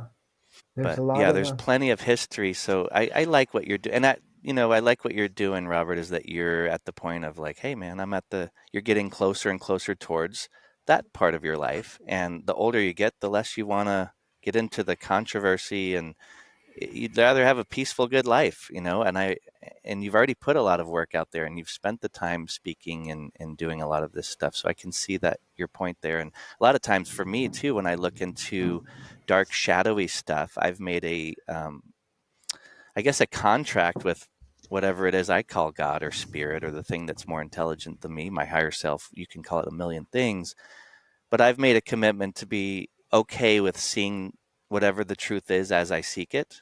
It keeps unveiling itself yeah, more and more. And I'm willing to look at all of it, but I'm not going to get attached or worried to it because of my own subjective experiences that allowed me to see what the infinite game looks like. I've been pulled out of my little micro ego enough times to go, okay, this thing is not to be so feared. And I Mhm. don't get the fear response too easily. So that's nice. But I don't suggest my mother go read any of this stuff or even to Right. listen to this conversation. I just do it more out of curiosity and wonder. And then it's like, okay, how do we keep people from suffering? At the end of the day, it's like, how do you minimize the potential of suffering at a grand scale? And I have lots of friends and people that are coming to me now and going, hey, I've got trauma or whatever it is, and I'd like to use psychedelics. What do you think?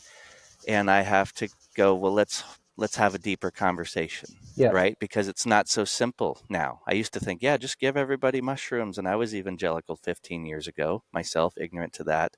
And now I'm like, you know what?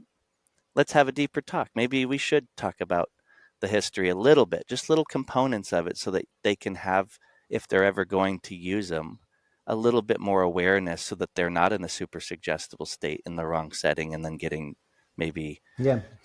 amplified in some way that's not so useful.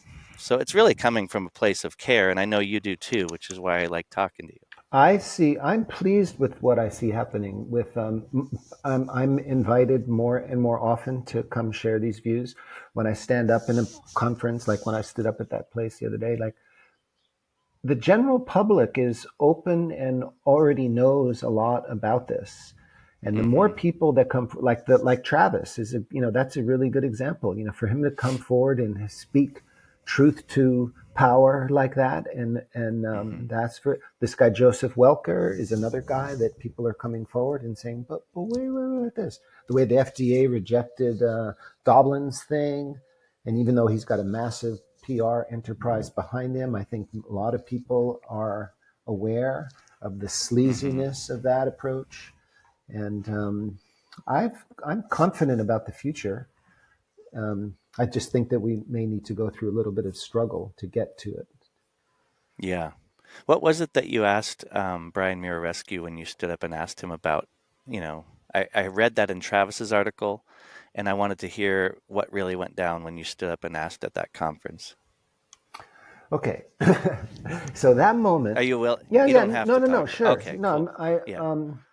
So that moment was. That was last year, or? No, it was in September of 2023, Okay. and I published this book, The Road to Eleusis. The edition that I published is what caught Brian's eye and set him off on his research that resulted in his, wildly best-selling book, which was hailed as a breakthrough, groundbreaking book on the origins of, the possible psychedelic foundation of Western religion and philosophy. And Huston Smith, this great religious scholar, saying this was one of the most important books. Well, that was my work. I mean, I didn't write The Road to Eleusis, but it was laying fallow in the hardly anybody had heard of it, and I brought it back into print, got Huston Smith involved, helped him write that essay where he used these words. And so I was invited to Greece in September of 23 by Carl Ruck, the author of that book, to explain why I republished it. And then at the same time, there was this other larger conference going on where Brian Murarescu was the keynote. And so I finished the thing that I was doing, and I wanted to meet Brian. I kind of challenged him on an email, and I'd said, like, how, like, you didn't credit me. I've been sort of pushed out of this thing that I helped instigate. Like, that was not fair. And so I went to his talk with the intention to, like, duke it out with him. Only I got there a little bit late. I didn't know that at the very beginning of his talk, he acknowledged me. I don't know if he knew that I was in Greece or whatever it is, but he said something like, I didn't do this alone. There were many important scholars that came before me, and he mentioned my name. And then half an hour later, I come into the auditorium, and it comes times for questions. And the first question goes to this beautiful woman up over here to my left, and she's sitting up in the stands. And I turned and I looked, and I just thought, wow, now there's a real beauty. And then she asks a very intelligent question, like, there are other ways to study history of religion, through ritual and da-da-da. And then he tries to answer her question. And then I'm thinking, I got to say something. I'm shy about speaking in public, but I raise my hand. Next thing I know, they put the microphone in my hand. And I'm on the floor of this amphitheater where there's like maybe 300 people. And now I have to say something. And so my question to him was, with all due respect, Brian, I don't understand. Your book is being hailed as a groundbreaking breakthrough, but in fact, we've known this stuff for 70 years. Your book doesn't say anything new. So my question is, what's going on here? Like, what's the enterprise behind this incredible publicity that you're getting? Why is it now suddenly these are the important questions?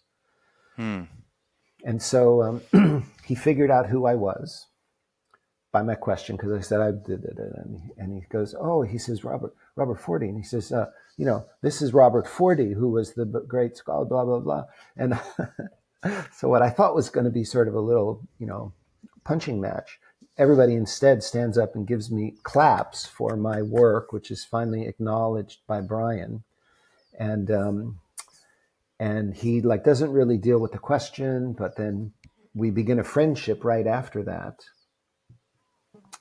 And he says, he doesn't really know that he's really kind of surprised by it too, that he was just really became interested in this. And he's a super brilliant guy that was struck by a fascinating question. And he dove right into it. And then the woman who asked the question before me came down and met me, and she's now my wife. we That's beautiful. fell in love at first sight, kind of, and ended up now we're married, and she's upstairs, and she's absolutely amazing. Deeply schooled academically and phenomenologically in the mysteries, and Brian and I have stayed in touch, and I have a lot of respect for him. I do think that Travis is right about some things, but I don't want to take on any kind of acrimonious position with any of these people. And that Brian and I pick up the phone and catch up with each other. He is, I don't want to put words in his mouth, but you can Google this recent. Like a few months ago, there was a conference on entheogens and the law at Harvard, and Brian is also an attorney. And he's, I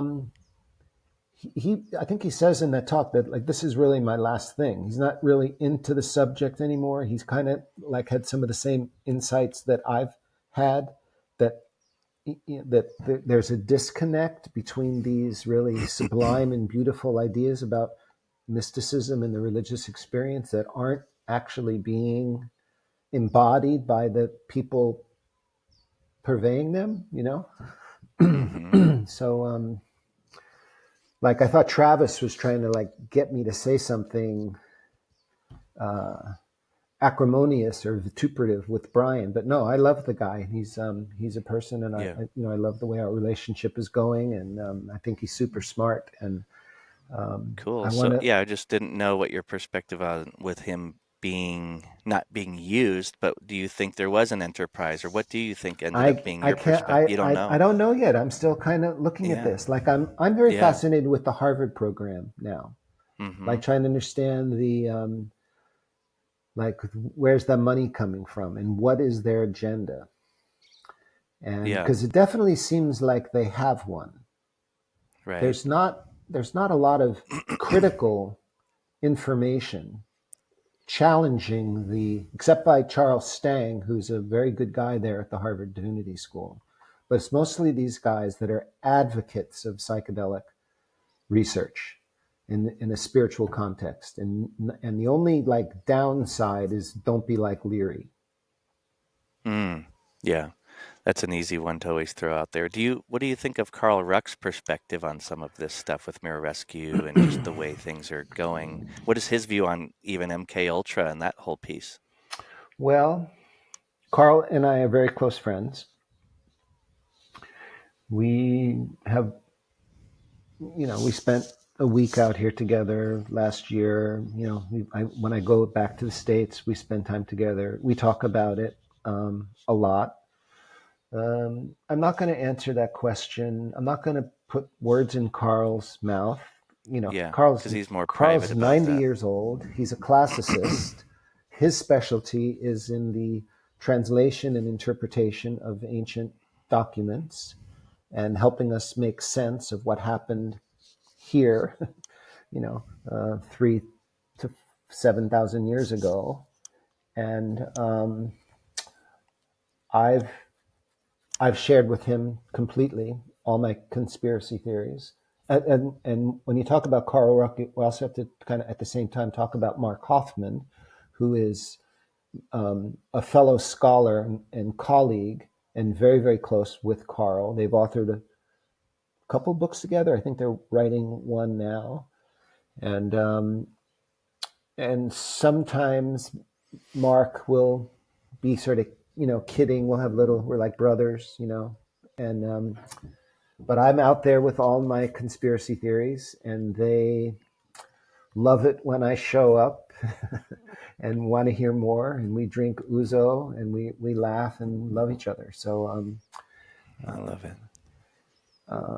I don't get any harsh disagreements. I get a lot of respect and curiosity. I love that. Yeah. Yeah. Well, I've had you for 2 hours. I don't know. I know your time is precious. Has it been 2 hours? Yeah.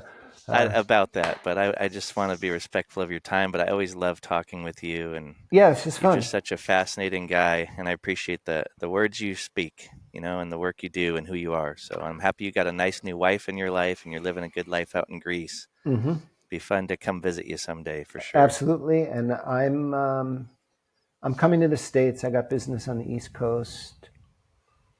And we may come to the Southwest. I know I keep saying that, but I think it'll happen this year. Cool. Well, I always have my little guest house available if it's open for you, if you ever need it. All right, great. Yeah, anything you want to share before we get going? No, we shared a lot. Process it up, get it out, see what the mob says. Awesome, brother. All I right. appreciate your time. Yeah, have a good rest of your evening. Nice talking with you. Thank you for listening to the episode. Be sure to subscribe to the show on Spotify, YouTube, and iTunes, and rate the show. I hope you enjoyed the episode. What we call reality is in fact nothing more than a culturally sanctioned and linguistically reinforced hallucination.